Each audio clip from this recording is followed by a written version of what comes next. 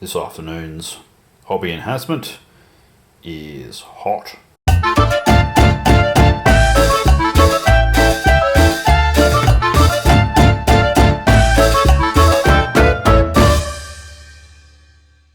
Right, so this is the glorious host so far.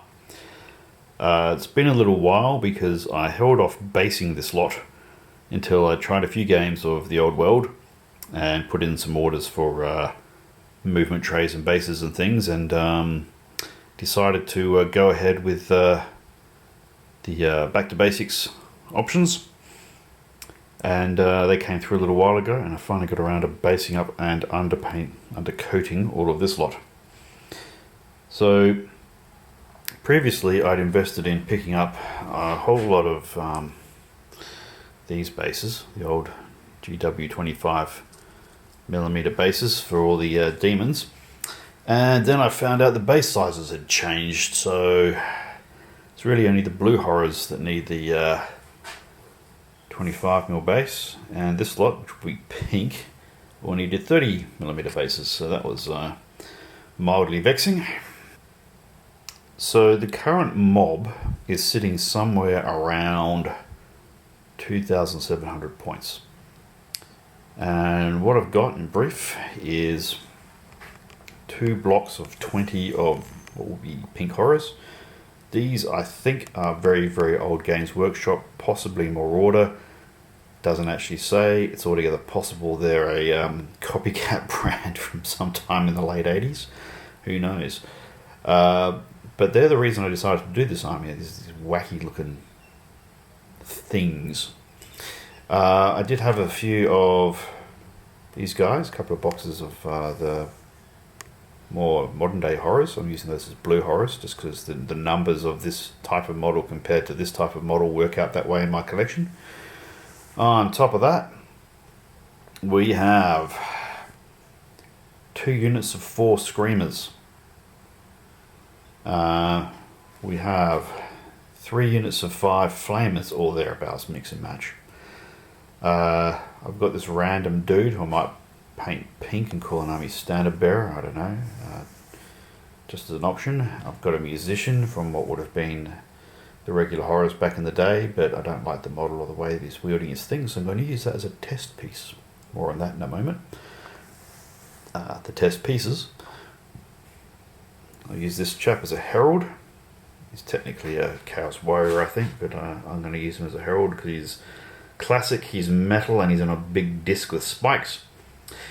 And lording over the rest of them is the mighty bin chicken himself. And isn't it big compared to everybody else? This is from the era where Games Workshop decided to make everything big and sell less of them so they can make lots and lots and lots of money. It's a $200 chunk of plastic, that, and 2 bits of sprue. I'm sure it's a lovely profit margin. What I've done is some test minis, because I had an odd number of the metal chaps. So I had a go. Let's have a look. On the left here we've got a blue contrast paint from Games Workshop, which I didn't like. Compare that to the pink. There he is, pink contrast paint. This one's actually not bad. It's darker and I want a more iridescent look, but I can live with that. Next to it is an ink. That's a game ink, probably from Vallejo, I think. That seems to work okay.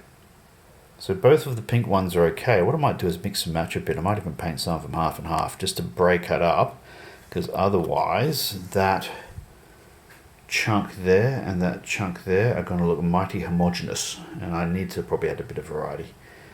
As you can see from looking at these chaps, I've given them black fingernails and black teeth, and that'll be conveyed across the whole army because it's fast. In fact, I even tried highlighting the black with some white tips and things, but it didn't work. I'm better off just leaving them black. Then we have a blue chap, same black nails, or claws I suppose. This is again the Vallejo ink, and I'm not as convinced by the Vallejo ink in blue as I am in pink. So I tried a mixture of both, and that turned out to be a bit of a shit show. And I tried a bit of yellow as well. I had this idea I might do some of it yellow as a accent colour, but I'm not sold on that. And it turns out I don't need to, because the accent colour will become metal. I'm not sure how clear it is on these. What I'll do is I'll turn a couple of these around and show a bit more of the bling. So let's have a look at this chap for a start. You can see he's got metal on him. So I've done these as copper, I think. And that seems to work pretty well. I'm going to probably try some metal as well, some steel. So that will probably be the accent colour across the whole army, because everything else is either going to be that black, or it's going to be some lurid shade of pink, blue, or a combination thereof, maybe with a very small amount of accent yellow. And that's the colour. The whole idea of this is to basically do it as fast as possible. You can do this whole army in one layer of the Games Workshop contrast paint. The pool is almost black on these guys. Or 2 layers of the ink. One layer just looks a bit too thin and watery, frankly. But 2 layers seems to get it a bit more in the ballpark. So the whole army will be just have this stuff slopped on them, frankly. It'll probably actually take me longer to do the bases. Notwithstanding that there are flame bits which I'll have to paint individually. I haven't quite figured that out, but I'll do that. Let's see here, some you can, if you hone in on these, you'll see that some of these are, I'll find one, here we go. Let's just try and get that zoom right on there. That's a guy wielding a piece of fire. I'll have to figure out how to paint that. The other thing they've got is, you can see here on this guy's arm, they've got a lot of metal bangles. So they're all going to be painted in copper or steel. Probably go with copper actually, I think that's going to work better, especially when it comes to doing the blue ones. And I reckon there'll be some more steel in the bin chicken. So the whole idea of this army is to do it fast. I collected all these bits over time secondhand. They just came up in other deals for other stuff as I collected other armies, a lot of Dark Elf things and other stuff. So in terms of colour scheme, the main pink will be on these 2 blocks of 20. Those are pink horrors. These chaps, of course, are blue horrors. Then we move on to these things. I'm not quite sure how I'm going to do them. I may have to actually put some Nuln oil down in addition to the blue, just to give it shade in different areas. I'm not quite sure how that's going to work. But all of these will be tied together by the use of black for all of the horns and claws and spikes, and the metal as the accent colour. That brings us to the flamers, which are probably also blue, same as the screamers. I might mix and match and put a bit of pink in there just for good measure. I'm going to have to practice and get skill, so there's probably going to be a few dodgy ones in the mix when I first do it. And then these chaps will be, again, in the box art they're mostly blue, but I think because the blue, getting a blue ink to work well is so tricky, and I just don't trust the Games Workshop contrast paint in blue. I might try and get a lighter one and just muck around with it, see how it goes.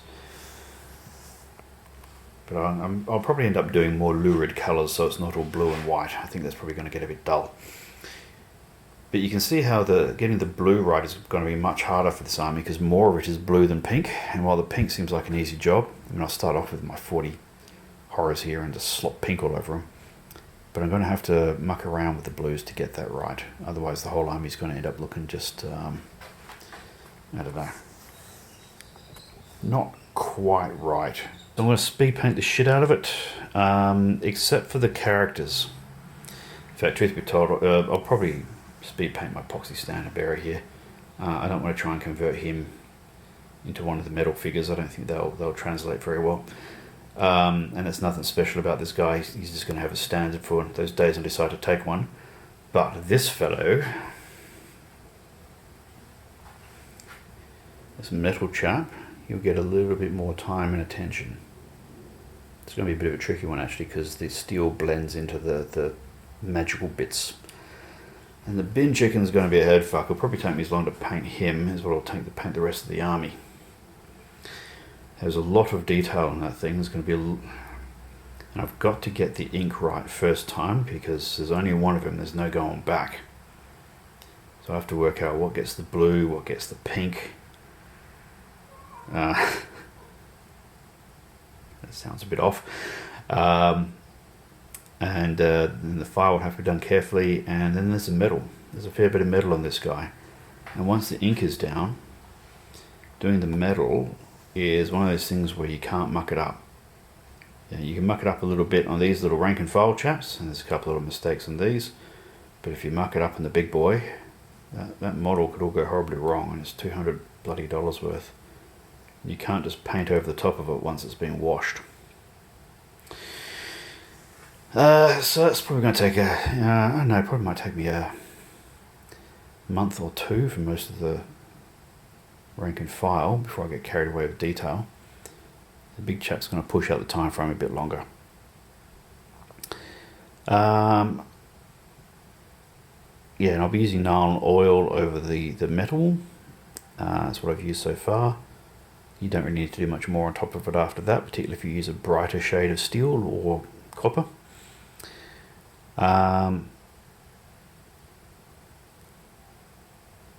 Quick note on the painting so far.